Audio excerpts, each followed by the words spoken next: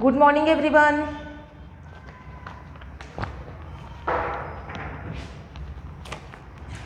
काल जे तुम्हाला एक्झाम्पल सांगितलेले होते होमवर्कला ते सॉल्व केले का? काल सांगितलेले एक्झाम्पल्स सॉल्व केलेले आहेत का? येस. बरं, त्याच्यातले कोणते एक्झाम्पल्स तुम्हाला जमले नाहीत? बघा बरं, 17 पर्यंत आपण सॉल्व केलेलं होतं. 17 पर्यंत सॉल्व केलेले होते. कोणतं एक्झाम्पल घेऊया सांगा मला. 17 पासून 27 पर्यंत तुम्ही सॉल्व केले असतील तर त्यातलं कोणतं एक्झाम्पल आपण इथे घ्यायचं? डाऊट कोणता आहे का तुमचा? आहे का? 26 नंबरचं एक्झाम्पल जमलंय का रे? 26 नंबरचं एक्झाम्पल जमलेलं आहे का? Yes.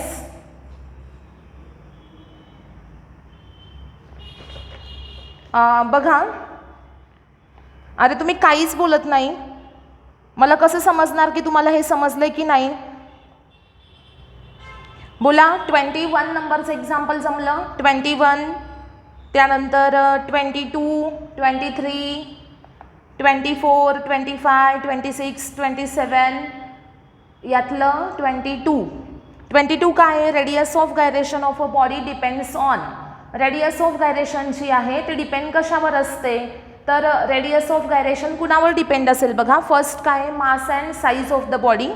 Second, mass distribution and the axis of rotation. Third आहे साईज ऑफ द बॉडी आणि लास्ट आहे मास ऑफ द बॉडी. कशावर डिपेंड असेल? कोण सांगेल मला याचा आन्सर काय? कोण सांगेल? करेक्ट आन्सर काय असेल? बी, म्हणजेच काय? मास डिस्ट्रीब्युशन आणि axis of rotation. About axis of rotation, मासचं डिस्ट्रीब्युशन कसं आहे याच्यावर डिपेंड असणार आहे रेडियस ऑफ गायरेशन काय असेल. मासचं distribution about axis of rotation जर क्लोज असेल तर केची व्हॅल्यू कमी असेल आणि जर अवे असेल तर काय असणार आहे? केची व्हॅल्यू जास्त असेल. ओके, मग आता नेक्स्ट एक्झाम्पल एक 26 नंबरचं एक्झाम्पल आहे की नाही? 26 ते तुम्हाला सुटलं आहे का? बघा, त्याच्यामध्ये तुम्हाला काय सांगितलेलं आहे? 26 मी इथे थोडं रिपीट करते ते एक्झाम्पल, कारण मला त्याच्यामध्ये थोडंसं ॲडिशनल अजून सांगायचं आहे. बघा, 26 नंबरचं एक्झाम्पल आहे. तर याच्यामध्ये तुम्हाला काय सांगितलेलं आहे की 3 रिंग्ज आहेत. काय आहेत? या 3 रिंग्ज आहेत आणि या प्रत्येक रिंगचं मास जे आहे ते किती आहे? m1 आहे. या प्रत्येक रिंगचं मास किती आहे? m आहे आणि प्रत्येक रिंगची रेडियस जी आहे ती r आहे. ओके, आणि moment of inertia about this axis, इथून तुमचा ॲक्सिस एक पास होतो कोणता? y डॅश, आणि अबाउट दिस ॲक्सिस या सिस्टीमचा मोमेंट ऑफ इनर्शिया आपल्याला फाइंड आउट करायचा आहे. ओके, तर सपोज मी याला आता इथे नंबरिंग करते. पहिल्यांदा नंबरिंग केलं. किती रिंग्स आहेत? 3 रिंग्स आहेत. ओके, 1 2 3 अशा 3 रिंग्स आहेत. टोटल सिस्टीमचा मोमेंट ऑफ इनर्शिया I कसा काढायचा? तर I1 plus I2 plus I3 करायचं. म्हणजे 3 रिंगचे moment of inertia about given axis जे असतील त्यांची काय करायची आहे? आपल्याला ॲडिशन करायची आहे आणि ती ॲडिशन केल्यानंतर आपल्याला टोटल सिस्टीमचा मोमेंट ऑफ इनर्शिया मिळणार आहे. आता इज इक्वल टू I1 म्हणजे काय? तर फर्स्ट रिंगचा moment of inertia about this axis. बघा, 3 रिंग सपोज तुम्ही अशा प्रकारे जॉईन केल्या आणि हा जो ॲक्सिस आहे इथला ॲक्सिस हा या फर्स्ट रिंगसाठी काय दिसतोय तुम्हाला? डायमीटर दिसतोय ना. फर्स्ट रिंगसाठी तो जो ॲक्सिस आहे तो काय दिसतोय? डायमीटर दिसतोय इथे, डायमीटर. ओके, म्हणजे फर्स्ट रिंगसाठी moment of inertia about diameter, रिंगचा moment of inertia about diameter formula असतो mr²/2. काय फॉर्म्युला असतो? mr²/2 प्लस I2 म्हणजे काय? तर सेकंड रिंग जी आहे तिचा moment of inertia about tangent. ही सेकंड रिंग, हिचा moment of inertia about tangent. आता ही जी टँजंट आहे, बघा या रिंगला ही जी टँजंट आहे ही इथं पॅरलल कुणाला आहे? डायमीटरला पॅरलल आहे ना. म्हणजे या टँजंटचा मोमेंट ऑफ इनर्शिया घेत असताना ती in the plane of the ring आहे, म्हणजे डायमीटरला पॅरलल आहे. मग डायमीटरचा रिंगचा मोमेंट ऑफ इनर्शिया असतो mr²/2 आणि प्लस पुढे काय येणार? mr², म्हणजे about tangent in the plane रिंगचा मोमेंट ऑफ इनर्शिया असतो 3/2 mr², आणि मग इथे येणार आहे 3/2 mr². प्लस नेक्स्ट आहे I3, म्हणजे इथं थर्ड रिंग आहे. या रिंगसाठी सुद्धा ही जी टँजंट आहे ही कशी आहे टँजंट, तर in the plane of the ring आहे, म्हणजे डायमीटरला ती पॅरलल आहे, आणि म्हणून तिचा सुद्धा मोमेंट ऑफ इनर्शिया सेम असेल 3/2 mr².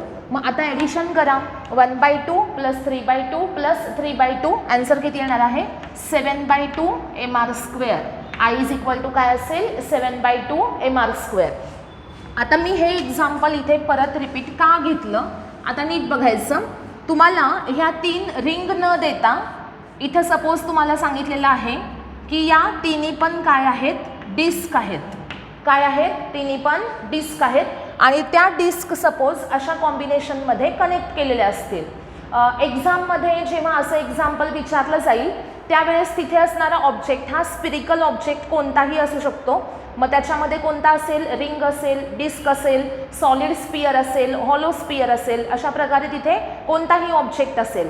मग आता याच्यामध्ये बघा, आपण सपोज असं अज्युम करूयात की ह्या तिन्ही पण डिस्क आहेत. तर डिस्कसाठी बघा, इथं मी ही डिस्क जर घेतली तर या डिस्कसाठी हा डायमीटर आहे. मग I1ची व्हॅल्यू किती येणार सांगा मला. I1 किती असणार बोला, I1 किती असेल बोला पटकन. डिस्कचा डायमीटरचा moment of inertia mr²/4 correct आहे. काय असणार आहे mr²/4. प्लस I2 म्हणजे काय बघा, या सेकंड डिस्कसाठी moment of inertia about this tangent in the plane. Tangent in the plane आहे, डायमीटरला पॅरलल आहे, मग तिच्यासाठी मोमेंट ऑफ इनर्शिया काय असणार, तर 1/4 mr² + mr², किती येणार तो, तर 5/4 mr². किती असणार आहे 5/4 mr². आणि प्लस I3 म्हणजे थर्ड डिस्क जी आहे तिचा moment of inertia about tangent in the plane काय असेल तो सुद्धा, तर 5/4 mr² असेल.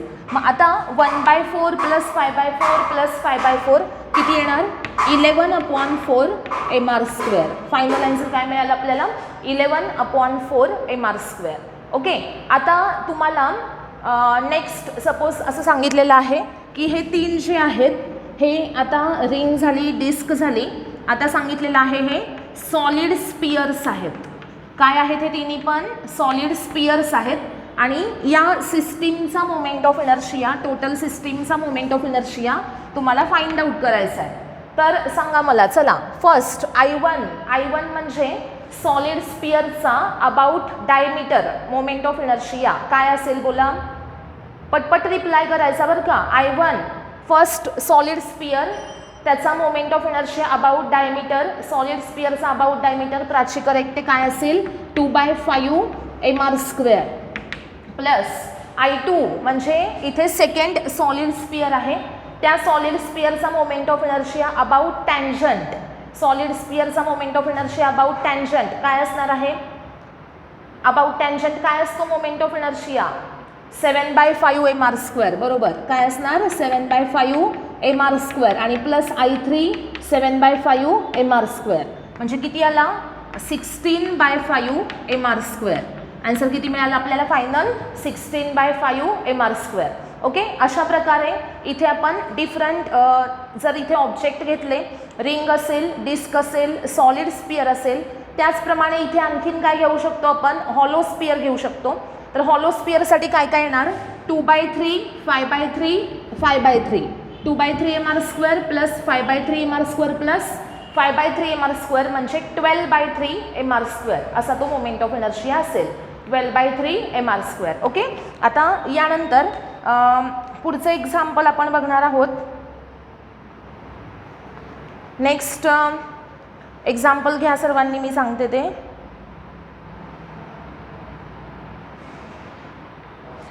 33 पर्यंतचे जे एक्झाम्पल्स आहेत ते डिरेक्टली तिथे नुसते फॉर्म्युलेज आहेत. 31, 32, 33 हे नुसते फॉर्म्युले आहेत. ओके. तर ते तुम्हाला फॉर्म्युले माहीत असतील तर तुम्हाला त्याचे आन्सर्स लगेच लिहिता येतील. 34 आणि 35ला सर्कल करून ठेवा. इझी लेवलचे एक्झाम्पल्स झाल्यानंतर आपण लास्टला हे एक्झाम्पल्स घेणार आहोत. ओके. 31, 32, 33 हे नुसते फॉर्म्युले आहेत, ते तुम्ही सॉल्व करू शकताय. आणि त्यानंतर आता मी काय सांगितलं, 34 आणि 35 यांना सर्कल करून ठेवा, हे आपण लास्टला घेणार आहोत. आता त्यानंतर पुढचं बघा 36चा आन्सर कोण सांगते बघा. Spherical shell has mass m and radius r, moment of inertia about its diameter will be. Spherical shell आहे, शेलचं मास m आहे, रेडियस r आहे आणि moment of inertia about diameter त्या शेलचा तुम्हाला विचारला आहे. आता इथे आपल्याला स्पिरिकल शेल म्हणजे नक्की कोणता ऑब्जेक्ट आहे हे माहीत पाहिजे. स्पिरिकल शेलचा अर्थ होतो हॉलो स्पियर. स्पिरिकल शेल म्हणजे काय असतो, हॉलो स्पियर. लक्षात ठेवा, जेव्हा आपल्याला स्पिरिकल शेल असं दिलं जातं तर स्पिरिकल शेल म्हणजे काय असते, हॉलो स्पियर असतो. ओके. तर हॉलो स्पियर जो आहे त्याचा moment of inertia about diameter आपल्याला विचारला आहे. सांगा बरं काय असणार, मग फॉर्म्युला कोणता असणार त्याचा, 2/3 mr² असणार. ऑप्शन बी असणार आहे त्याचा. 36चं ऑप्शन असेल बी. त्यानंतर पुढे काय सांगितलं बघा, 37 बघा. 3 identical spherical shells each of mass m and radius r are placed. एक मिनिट, इथं त्यांनी फिगरच नाही दिली 37मध्ये, त्याच्यामुळे 37 नंबरचं एक्झाम्पल नको घ्यायला, कारण त्यांनी डायग्रॅम दिलेली नाही. ओके. 38 बघा. 38 the moment of inertia of a uniform circular disc of radius r mass m about axis touching the disc at its diameter and normal to the disc. हां, क्वेश्चन आता read केला आपण, याचा नुसता formula सांगायचा आहे बघा. युनिफॉर्म सर्क्युलर डिस्क आहे, रेडियस r आणि मास m आहे आणि इथे काय सांगितलं की ॲक्सिस हा डिस्कच्या डायमीटरला टच करतो आणि नॉर्मल टू डिस्क, डिस्कला कसं आहे, नॉर्मल आहे म्हणजे परपेंडिक्युलर आहे. ओके, परपेंडिक्युलर आहे डिस्कला. तर आता इथे ही टॅन्जंट कशी असणार आहे, टॅन्जंट परपेंडिक्युलर टू प्लेन असणार आहे. मग डिस्कसाठी tangent perpendicular to plane formula काय असतो बोला, ऑप्शन कोणता असेल यातला, पटकन सांगायचं, इतका वेळ नाही लागायला पाहिजे. डिस्कसाठी tangent in perpendicular to the plane formula 3/2 mr². Option A असेल यातला. पुढे 39 number example. 39 the ratio of radii of gyration of a circular disc to that of a circular ring each of same mass and radius around their respective axis is.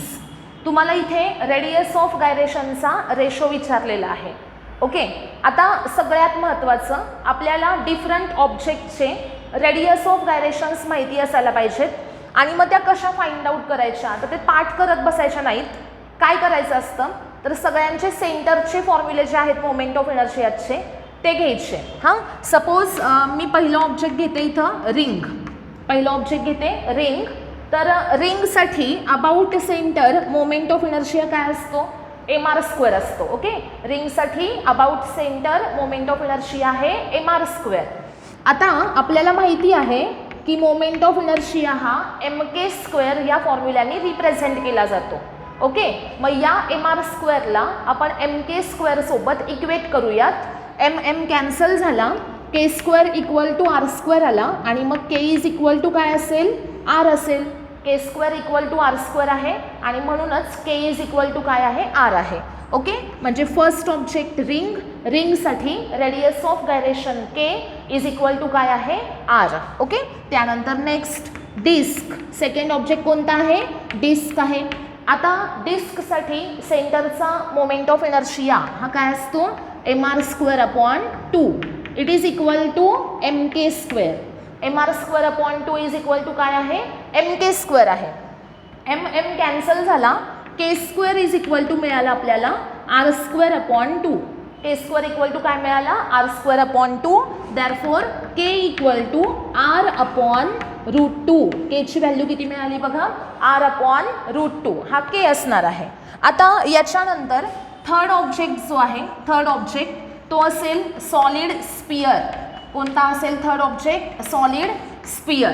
आता जर तुम्ही solid sphere घेतला तर solid स्पियरचा moment of inertia about centre हा किती असतो, 2/5 mr². 2/5 mr² आणि इज इक्वल टू काय असेल, तर MK², 2/5 MR² is equal to काय असेल, MK². M कॅन्सल करा, 2/5 R² is equal to K² असेल. 2/5 R² इज इक्वल टू काय असणार आहे, K². मग K इज इक्वल टू काय असेल, तर रूटमध्ये 2/5 R. Kची व्हॅल्यू काय असणार आहे सॉलिड स्फिअरसाठी, रूटमध्ये 2/5 R. ओके, ह्या व्हॅल्यू सगळ्यांनी लक्षात ठेवा. पहिली व्हॅल्यू रिंगसाठी, रिंगची रेडियस ऑफ गायरेशन K आहे R. त्यानंतर सेकंड डिस्कसाठी रेडियस ऑफ गायरेशन आहे R/√2. त्यानंतर सॉलिड स्फिअरसाठी ती व्हॅल्यू आहे √2/5 R. आता नेक्स्ट ऑब्जेक्ट इज हॉलो स्फिअरसाठी. आता हॉलो स्फिअरचा मोमेंट ऑफ इनर्शिया काय असतो, तर 2/3 MR². मग 2/3 MR² इज इक्वल टू आहे MK². दोन्ही साईडला M कॅन्सल झाला, 2/3 R² is equal to K² आला. देअरफॉर K इक्वल टू असेल √2/3 R. Kची व्हॅल्यू काय असणार आहे, रूटमध्ये 2/3 R. ओके, आता रिंगची व्हॅल्यू Kची किती मिळाली आपल्याला, R मिळाली. डिस्कची किती होती, R/√2. सॉलिड स्फिअरसाठी किती आहे, √2/5 R. आणि हॉलो स्फिअरसाठी किती आहे, √2/3 R. ओके, सर्वांना समजलं का. या डिफरंट बॉडीजसाठी आपण रेडियस ऑफ गायरेशन्स कशा डिराईव्ह केलेल्या आहेत, समजलेलं आहे का. येस. आता मला सांगा, सपोज सॉलिड सिलेंडर आपण घेतला, सॉलिड सिलेंडर, तर सॉलिड सिलेंडरसाठी Kची व्हॅल्यू किती असणार, कुणासारखी असेल, सेम. बोला बरं, ऑब्जेक्टचं नाव सांगा मला. सॉलिड सिलेंडरसाठी Kची व्हॅल्यू सिमिलर टू कोण असेल, डिस्क. बरोबर आहे, व्हेरी नाईस. काय असणार आहे, solid cylinder it is similar to disc. Okay, मग डिस्कची रेडियस ऑफ गायरेशन काय असते, R/√2 असते. आणि म्हणून सॉलिड सिलेंडरसाठी सुद्धा ती किती असणार आहे, R/√2. ओके, त्यानंतर हॉलो सिलेंडर जर तुम्हाला सांगितला, हॉलो सिलेंडर, तर हॉलो सिलेंडरसाठी ring it is similar to ring, म्हणजे K इज इक्वल टू काय असणार आहे, R असणार आहे. ओके, सर्वांना समजलेला आहे ना व्यवस्थित हा पॉईंट. आता हा क्वेश्चन आपण सॉल्व करू शकतो. The ratio of the radii of gyration of a circular disc to that of the circular ring. Disc to ring असा रेशो तुम्हाला विचारलेला आहे. रेडियस ऑफ गायरेशनचा रेशो डिस्क टू रिंग विचारलेला आहे. बघा, K डिस्क आणि अपॉन विचारलेला आहे K ring. K disc upon K ring. आता K डिस्क किती आहे, आता बघितली ना आपण व्हॅल्यू किती असते, R/√2. आणि K रिंग किती असते, R. मग R/√2 अपॉन R, आन्सर काय मिळालं आपल्याला, 1/√2. 1/√2. ओके, समजलेलं आहे सर्वांना.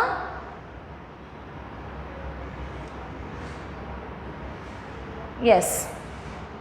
नेक्स्ट 40 नंबरचं एक्झाम्पल घ्या. A rod of length L and mass M is bent to form a semicircular ring as shown in the figure. The moment of inertia about xy is.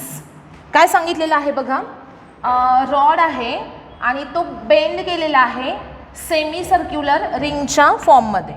रॉडची length किती आहे, L. रॉडचं मास आहे M.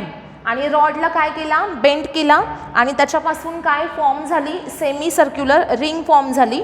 आणि हा जो axis आहे XY, moment of inertia about XY काय असेल असं तुम्हाला विचारलं आहे. आता सगळ्यात पहिल्यांदा हा ऑब्जेक्ट काय तयार झालेला आहे, तर इट इज अ रिंग आहे. रिंग, बरोबर, ही काय आहे, रिंग आहे. रिंग कोणत्या फॉर्ममध्ये, कंप्लीट रिंग आहे का, नाही. काय आहे ती, तर सेमी सर्क्युलर रिंग आहे. पण आता नीट लक्ष द्या, ही रिंग जरी असेल, रिंगचं मास किती आहे, या सेमी सर्क्युलर रिंगचं मास आहे M. रेडियस किती आहे याची, R आहे. ओके, तर आता हा जो XY ॲक्सिस आहे, XY ॲक्सिस हा या सेमी सर्क्युलर रिंगसाठी काय म्हणून ॲक्ट होईल, सांगा बरं. सेमी सर्क्युलर रिंगसाठी XY ॲक्सिस काय असणार, डायमीटर. करेक्ट आहे आसिया, काय असेल, डायमीटर असेल. आता रिंगसाठी डायमीटरचा मोमेंट ऑफ इनर्शिया काय असणार आहे, I = mr²/2. आयचा फॉर्म्युला काय असणार आहे, mr²/2 असणार आहे. आता ऑप्शन्स जर तुम्ही बघाल तर ऑप्शन्समध्ये आर नाही. ऑप्शन्समध्ये काय आहे तर लेंथ एल आहे. एल म्हणजे या आरला आपल्याला रिप्लेस केलं पाहिजे. रॉडची लेंथ एल होती आणि त्याला बेंड करून त्याच्यापासून हाफ रिंग तयार झाली. ओके, म्हणजे रॉडची लेंथ एल ही इज इक्वल टू काय असणार आहे तर length of the semi circular ring. रॉडची लेंथ इज इक्वल टू त्या सेमी सर्क्युलर रिंगची लेंथ असं इक्वेट करणार आपण. रॉडची लेंथ किती आहे एल आहे. सेमी सर्क्युलर रिंग जी आहे तिची लेंथ किती आहे पाय आर आहे. किती आहे पाय आर. ओके, रॉडची लेंथ एल आणि सेमी सर्क्युलर रिंगची लेंथ जी असणार आहे पाय आर, कारण कंप्लीट सर्कल जर घेतला आपण तर 2 पाय आर असतो आणि हाफ घेतलेला आहे म्हणून पाय आर असणार आहे. आता L is equal to pi R तर आर इज इक्वल टू काय असणार L upon pi. Okay, R is equal to काय असेल एल अपॉन पाय असेल. Therefore moment of inertia I is equal to M into आरच्या जागी आपण टाकूयात L by पाय, याचा असेल इथं स्क्वेअर आणि अपॉन 2 असेल. म्हणजे इथं एम इंटू एल बाय पायचा स्क्वेअर अपॉन 2. फायनल आन्सर काय असेल बघा M L square upon 2 pi square. Final answer काय असणार आहे M L square upon 2 pi square. Okay, समजलेलं आहे का बघा सर्वांना.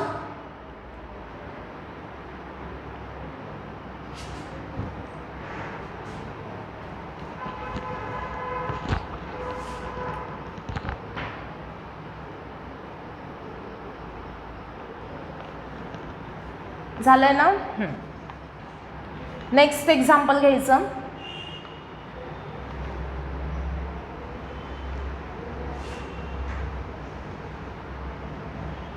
(41) जे आहे 41 नीट बघा. 41 moment of inertia of a thin uniform rod of mass M length L about axis passing through mid point perpendicular to its length is I naught. म्हणजे रॉड आहे, रॉडच्या सेंटरमधनं ॲक्सिस पास होतो तर त्याचा मोमेंट ऑफ इनर्शिया हा I naught आहे. I naught. आणि तुम्हाला काय म्हटलं आहे की moment of inertia about axis passing through one end. मग आता जर एका एंडमधून ॲक्सिस पास होत असेल तर त्याचा मोमेंट ऑफ इनर्शिया कसा काढायचा. Simple question. काय घेतो आपण सेंटरचा मोमेंट ऑफ इनर्शिया जो आहे तो ॲज इट इज घेणार आणि प्लस त्याच्यामध्ये एम एच स्क्वेअर करणार. एम इंटू एच म्हणजे डिस्टन्स काय असणार आहे एल बाय 2 आणि त्याचा स्क्वेअर येणार म्हणजे एम एल स्क्वेअर अपॉन 4. इथं फॉर्म्युला काय असेल मग I naught plus M L square upon 4. Okay, पुढचा क्वेश्चन घ्या. 42चा आन्सर सांगा. 42चा आन्सर सांगायचं आहे. बोला 42चा आन्सर. पटकन रिप्लाय करा. येस करेक्ट आहे. श्रेया, प्राची, पूर्वा, मिसबा करेक्ट आहे. तुम्हाला ओम करेक्ट आहे. आदिती शेरकर करेक्ट आहे. काय सांगितलं आहे की radius of gyration Suyash Asiya. Okay, radius of गायरेशन कुणाची विचारली आहे डिस्कची आणि about axis passing through centre formula काय असणार आहे रेडियस ऑफ गायरेशनचा आर बाय √2. ओके, 43 बघा. 43 the moment of inertia of a circular disc of radius 2 metre and mass 1 kg about axis passing through the diagram बघा. एवढा example वाचण्यापेक्षा सगळ्यांनी diagram बघा. About X dash Y dash तुम्हाला moment of inertia विचारला आहे. Object कोणता आहे डिस्क आहे. डिस्क इथं डिस्क आहे आणि ॲक्सिस इथं रिप्रेझेंट केला आहे. हा आहे x dash Y dash axis आणि हा आहे एक्स वाय. ओके, आणि इथं काय सांगितलं आहे moment of inertia about axis parallel to this axis. आता इथे नीट लक्ष द्या. Moment of inertia of a circular disc radius R given आहे 2 मीटर, मास एम गिव्हन आहे 1 kg, about axis passing through centre of mass and perpendicular to the plane of the disc is 2 kg metre square. म्हणजे इथं तुम्हाला I C दिला आहे. म्हणजे हां okay, हा सी पॉईंट आहे, हा ओ पॉईंट आहे. आय सी म्हणजे इथं मोमेंट ऑफ इनर्शिया डिस्कचा about axis passing through centre perpendicular to plane म्हणजे त्याचा फॉर्म्युला काय असला पाहिजे सांगा मला. याची व्हॅल्यू तुम्हाला दिली आहे 2 kg/m². मग हा जो IC आहे त्याचा फॉर्म्युला काय असायला पाहिजे. डिस्कच्या प्लेनला परपेंडिक्युलर आणि सेंटरमधून जाणारा ॲक्सिस. तर IC इज इक्वल टू काय असेल बोला पटकन. IC इज इक्वल टू काय असणार. डिस्कचा सेंट्रल ॲक्सिस आहे, डिस्कच्या प्लेनला परपेंडिक्युलर आहे. तर या केसमध्ये मोमेंट ऑफ इनर्शिया काय असणार. mr²/2. Okay very nice. mr²/2 आणि याची व्हॅल्यू आपल्याला गिव्हन आहे 2 kg/m². आता IO is equal to IC plus mh², म्हणजे असणार 3/2 mr². ओके IC किती आहे mr²/2 आणि प्लस mr² किती येणार ते 3/2 mr². IC mr²/2 m into h म्हणजे हे डिस्टन्स, h इक्वल टू काय आहे r, म्हणजे 3/2 mr² आला. मग आता आपल्याकडे mr²/2 ची व्हॅल्यू आहे. मग 3 इंटू mr²/2, 3 इंटू mr²/2, मग 3 इंटू 2 आन्सर इज 6.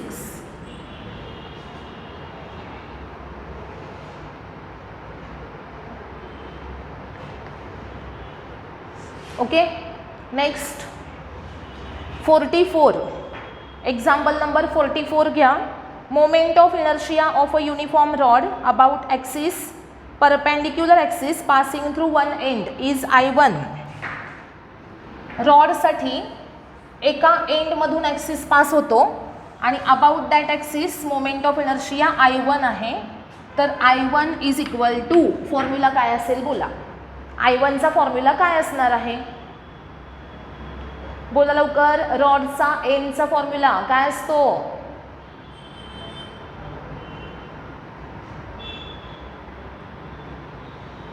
अरे काय असतो फॉर्म्युला. आसिया करेक्ट आहे. काय असणार आहे प्राची, पूर्वा करेक्ट आहे. काय असणार formula ml²/3. I1 is equal to Shreya correct आहे. I1 इज इक्वल टू असणार आहे ml²/3. पुढं same rod is bent into ring. तो रॉड जो आहे तो बेंड केला आणि त्याच्यापासून काय फॉर्म झाली, रिंग फॉर्म झाली. आणि मोमेंट ऑफ इनर्शिया त्या रिंगचा अबाउट डायमीटर I2 आहे. ओके काय सांगितलेलं आहे की आता I2 हा कुणाचा मोमेंट ऑफ इनर्शिया आहे. रिंगचा moment of inertia about diameter. मग रिंगचा moment of inertia about diameter असतो काय तर mr²/2 असतो. बरोबर mr²/2. आता या दोघांचा तुम्हाला रेशो विचारलाय. रेशो घ्यायचा झाला तर हे L आणि R जे आहे ते कॅन्सल व्हायला पाहिजेत. तर रेशो मिळणार आपल्याला, म्हणजे त्या R ला आपल्याला रिप्लेस करायला पाहिजे. ओके तर R इज इक्वल टू काय असणार बघा. रॉड लेंथ L होती, त्याला बेंड करून त्याच्यापासून रिंग तयार केली. ओके रॉडची लेंथ L ही रिंगच्या लेंथमध्ये कन्वर्ट झाली, म्हणजे रॉडची length L is equal to रिंगची लेंथ 2πr. मग R इज इक्वल टू काय असणार L/2π. आरची व्हॅल्यू काय असणार आहे L/2π असणार आहे. मग आता ही आरची व्हॅल्यू इथं टाकूयात आपण. Therefore I2 is equal to m/2 into r² आहे, म्हणजे L/2π स्क्वेअर. ओके पुढे बघा. Therefore I2 is equal to m/2 आणि इंटू येणार आहे L²/4π². m/2 into L²/4π². Okay आता I1/I2 घेऊयात. I1/I2. I1 किती आहे ml²/3 आणि I2 किती आहे ml²/8π². ml²/3 divided by ml²/8π². बघा फायनल आन्सर काय येते मग. ml² कॅन्सल झाला. Therefore I1/I2 is equal to ml²/3 into 8π²/ml². ml² cancel 8π²/3. It is equal to I1/I2. I1/I2चा आन्सर काय मिळतं आपल्याला 8π²/3. Okay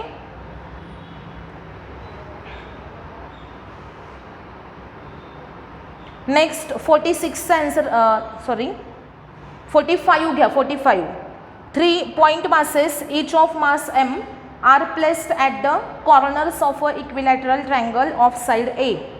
Then moment of inertia of the system about axis passing through one side of the triangle is.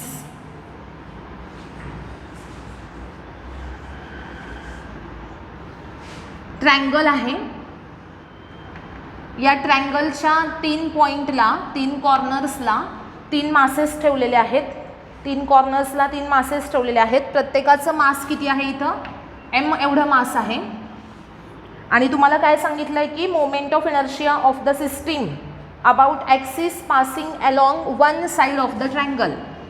Axis हा या एका साईडमधनं अशा प्रकारे pass होतो आणि या सिस्टीमचा मोमेंट ऑफ इनर्शिया तुम्हाला अबाउट धिस ॲक्सिस विचारला आहे. ओके, तर आता इथं काय केलं पाहिजे? तर I इज इक्वल टू काय असणार? I1 plus I2 plus I3. मी याला फर्स्ट, याला सेकंड, याला थर्ड नंबर देते. ओके, आता इज इक्वल टू याच्यामध्ये मला सांगा, असं एक एक्झाम्पल घेतलेलं आहे ना आपण. याच्यामध्ये आता सांगा मला I1 म्हणजे फर्स्ट ऑब्जेक्टचा मोमेंट ऑफ इनर्शिया, या ऑब्जेक्टचा moment of inertia about this axis. ऑब्जेक्टचं मास किती आहे? m आहे. ऑब्जेक्टचं मास किती आहे? m. या ऑब्जेक्टचं या ॲक्सिसपासूनचं डिस्टन्स किती आहे? 0. म्हणजे इथे आला 0 प्लस I2 m इंटू काय येणार? 0 प्लस I3 मास m आहे आणि या मासचं हे जे डिस्टन्स आहे की नाही, हे आहे perpendicular distance from axis of rotation. आणि आता तुम्ही मला सांगायचं की ते डिस्टन्स किती असेल.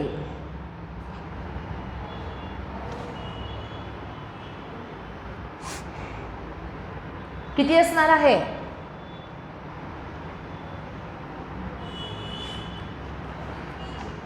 माहिती आहे का कसं काढायचं ते डिस्टन्स? बघा इकडे हे असं आहे ना, हा अँगल किती असणार? 60. हा किती असणार? 90. मग हा किती झाला? 30. इक्विलॅटरल ट्रायंगल असेल तर त्याच्यामध्ये प्रत्येक अँगल हा 60 डिग्री असतो. हा 60, हा 60 आणि हा पण 60. याच्या हाफ इथे झाला म्हणजे हा 30 झाला. ओके, तर आता या केसमध्ये